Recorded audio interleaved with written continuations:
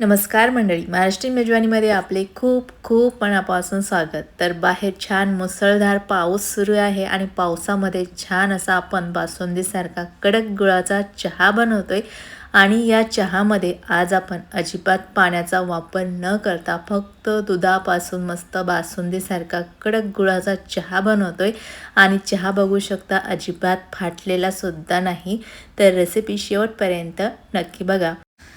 तर चहा बनवण्यासाठी आपल्याला सगळ्यात अगोदर गॅसवर चहाचं पातेलं ठेवायचं आणि पातेल्यात दूध टाकायचं आहे. तर इथे मी मोजून 1.5 कप दूध टाकलेलं आहे. इथे मी फक्त 1 कप गुळाचा चहा बनवणार आहे, त्यासाठी 1 कप दूध घातलेलं आहे. तर या दुधाला आता सुरुवातीला उकळी काढून घ्यायची आहे.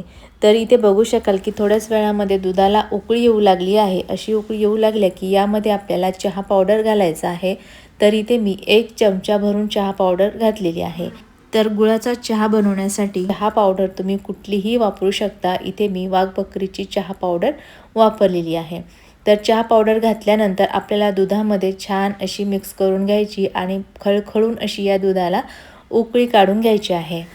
आणि उकळी आल्यानंतर इथे आपल्याला गॅसची फ्लेम लो ठेवायची आणि हा चहा 2 ते 3 मिनटं उकळण्यासाठी ठेवायचा आहे. चहा उकळतोय तोपर्यंत आता या चहामध्ये टाकण्यासाठी आपण गूळ चिरून घेऊ. तर इथे मी गूळ घेतलेला आहे.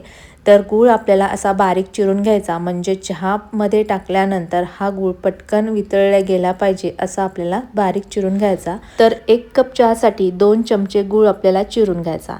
तर चहासाठी गूळ कोणता वापरायचा आहे, तर एकदम नॅचरल असा गूळ वापरायचा आहे. तर इथे मी चहासाठी श्री ब्रँडचा गूळ वापरलेला आहे. हा गूळ वापरला की चहा अजिबात फाटत नाही. याच गुळापासून मी नेहमी चहा बनवत असते. तर इथे मी चहा 2 ते 3 मिनटं छान उकळून घेतलेला आहे. बघू शकता चहाला रंग छान आलेला आहे. तर आता या चहामध्ये आपल्याला चिरून घेतलेला गूळ टाकून घ्यायचा आणि गूळ घातल्यानंतर गॅसची फ्लेम मिडियमच ठेवायची आणि गूळ चमच्याने असा सतत मिक्स करत राहायचा आहे. जोपर्यंत आपला गूळ चहामध्ये मिक्स होत नाही तोपर्यंत गूळ मिक्स करत राहायचा आहे.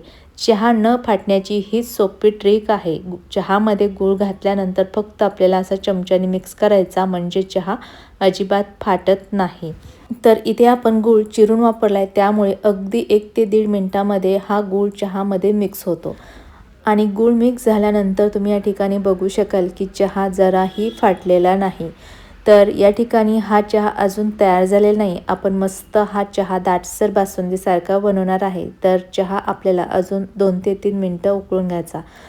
तर या ठिकाणी चहा मस्त 2 मिनटं उकळून घेतलेला आहे आणि चहाला छान अशी खळखळून उकळी आलेली आहे आणि बघू शकता चहा छान दाटसर तयार झालेला आहे आणि गुळाचा चहा बघू शकता अजिबात फाटलेला नाही.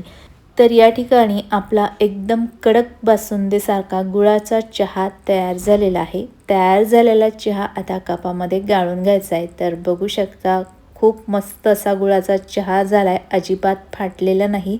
आणि कपामध्ये गाळून घेतल्यानंतर तुम्ही चाळणीमध्ये बघू शकाल की चहा पावडरमध्ये अजिबात कुठेही आपला चहा फाटलेला नाही. खूप मस्त असा आपला गुळाचा चहा तयार झालेला आहे. तर इथे आपण सोपी पद्धत वापरून पाण्याचा वापर न करता बासुंदीसारखा दाटसर कडक असा गुळाचा चहा बनवलेला आहे. तर माझ्या पद्धतीने असा गुळाचा चहा नक्की करून बघा आणि तुमचा चहा कसा झाला कमेंटमध्ये सांगायला विसरू नका. तर ही चहाची रेसिपी तुम्हाला आवडली असेल तर रेसिपीला लाईक आणि चॅनलला सबस्क्राईब केलं नसेल तर प्लीज सबस्क्राईब करा. परत भेटूयात पुढच्या व्हिडिओमध्ये. तोपर्यंत बाय बाय, टेक केअर.